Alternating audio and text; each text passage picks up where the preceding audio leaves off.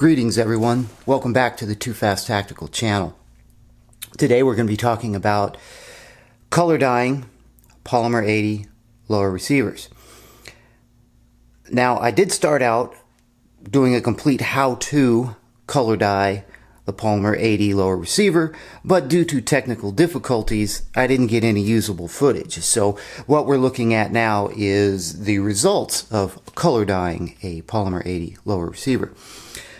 This particular lower receiver started out as robin's egg blue. It is now black or dark black graphite in color.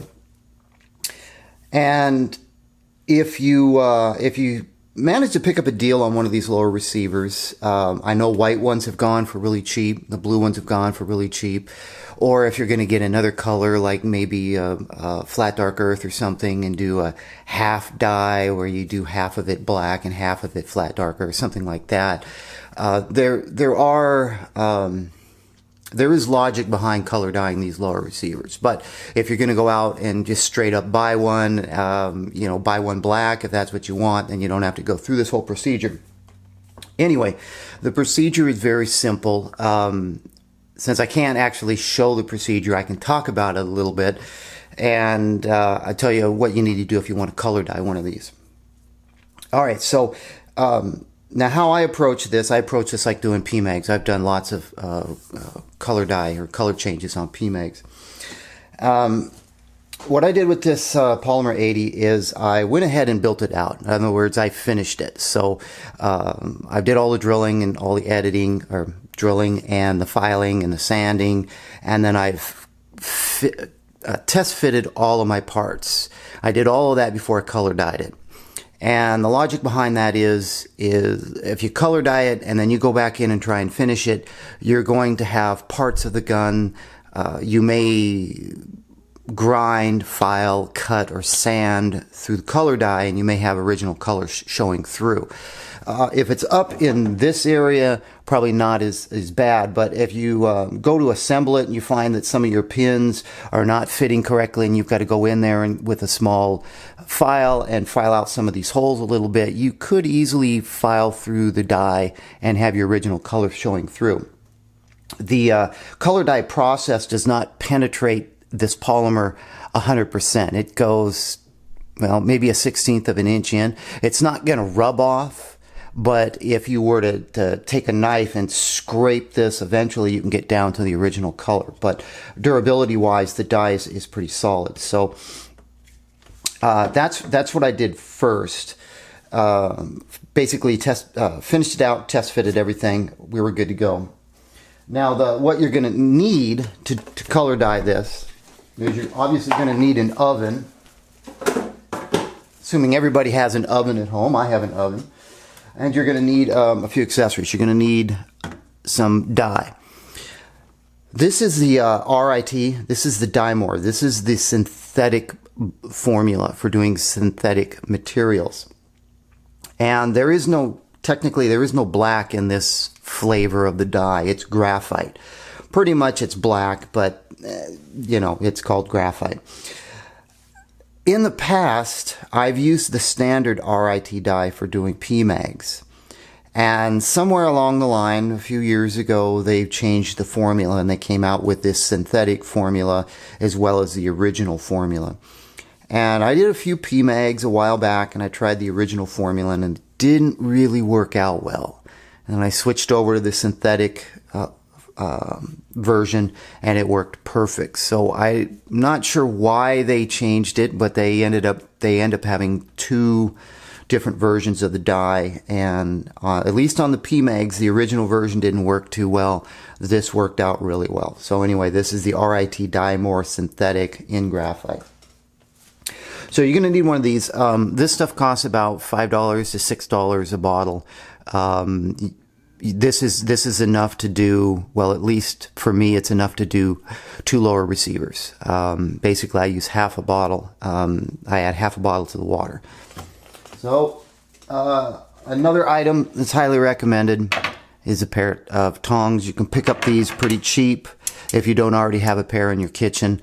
This is basically so you don't have to stick your hand in the black water and get your hand black. Well, that's one of the problems. The other problem is the water is going to be pretty hot, so you don't want to stick your hand in boiling water. So the tongs come in handy. When you get done, you can reach in and pick up the lower receiver and take it out and take it over the sink and rinse it off.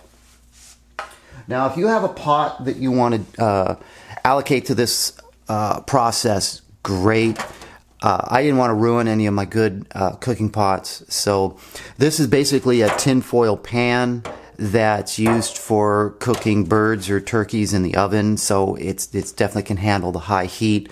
And you actually see that I actually used this pan to do the Polymer 80 lower receiver. Works just fine. And basically what you're going to do is you're going to put this on your oven on one of the burners, and you're going to turn the burner up. You don't need it boiling hot. Steaming hot is fine. If it's boiling hot, you're gonna boil off water. It doesn't really need to be that hot. I kicked it up to high until the water got kind of steaming, and then I kicked it down to like a low medium setting. If I stick my hand in the water, which I did, if I stick my hand in the water, it's very uncomfortable. It doesn't scald me, but it's very uncomfortable. You're like, ow, that's too hot, and you take your hand out, no harm done. That's how hot I normally get the water.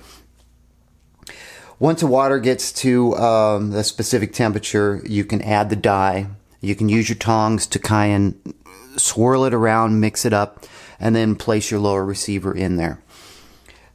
I leave the lower receiver in for 45 minutes. I do that with PMags as well. 45 minutes is my time frame. RIT dye says you can go up to 60 minutes. I found 45 minutes works out perfect. The other trick that I'm going to mention is when you put it in there, you've got several ways you can do this. You can lay it flat in the pan, but I found that using this procedure with PMags, and then I take the magazine out, the ridge spots or the high spots on the magazine that are laying down don't get a lot of color, if any color at all.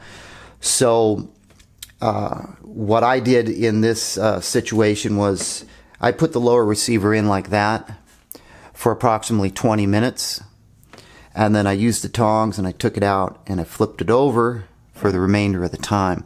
That way all the surfaces are exposed to the dye, and you get a pretty solid uniform coverage of the lower receiver. And if we focus on this, you can see there's no spots where there's any of the robin's egg blue showing through. Everywhere is completely covered. It's solid black. The color is uniform all the way across the board. So if I was to hand you this, you'd never know it was originally blue. And so basically, after the 45 minutes is up, use your tongs, take it out, take it over to the sink, rinse it off. Turn your burner off, let the water cool down, dump the water out, and let your lower receiver dry, and you're good to go. So, real simple, can explain it, don't actually have to show it with the video. So, that pretty much covers the idea behind the color dye of the Polymer 80 lower receiver. Just to head off any possible questions beforehand, YouTube's policies have changed, and my channel's actually been demonetized because I violated those policies too many times. So there will be no more showing of lower receiver build-outs. That's against YouTube's policies. So if you want to get some insight on how to finish a Polymer 80 lower receiver, you'll have to search elsewhere. Unfortunately, I can't discuss it and I can't show it, and it is a shame, but that's the way it is with YouTube. You'll also notice on my channel there are no more lower receiver build videos on my channel. They've all been removed because I'm trying to get my channel remonetized, and that's going to be up to the graces of YouTube if they decide to allow me to make money off of it again. Anyway, so that's going to pretty much wrap up this color dye kind of quasi instructional video on how to color dye your Polymer 80.